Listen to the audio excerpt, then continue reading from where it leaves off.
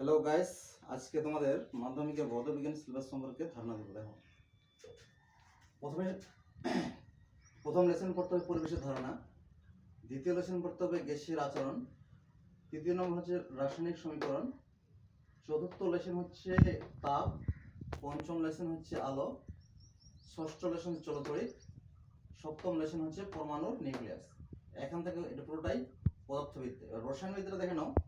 প্রথমে এখানে দেখো 8-এর এ পর্যায় সারণী, 8-এর বি আয়নীয় যোজী ও সমযোজী, সি নাম্বার দেখো 8-এর ধাতুবিদ্যা, ডি নাম্বার দেখবে এটা হচ্ছে তো গ্যাসের পরীক্ষা, ই নাম্বার দেখবে জৈব রসায়ন। 8-এর A B C D E এই পর্যন্ত সব এগুলা হচ্ছে জৈব রসায়ন। ঠিক আছে, পরেরগুলো দেখে নাও পরীক্ষার প্রশ্নের মানগুলো। বিভাগ ক থেকে 15 নম্বরে শর্ট করতে হবে, বিভাগ ক থেকে 21টি শর্ট করতে হবে, বিভাগ গ থেকে 2 নম্বরে 9টা করতে হবে, 9 দুগুণে 18, বিভাগ ঘ থেকে 3 নম্বরে 12টি করতে হবে, 3 বারং 36, এই টোটাল নাম্বার হবে 90। Thank you.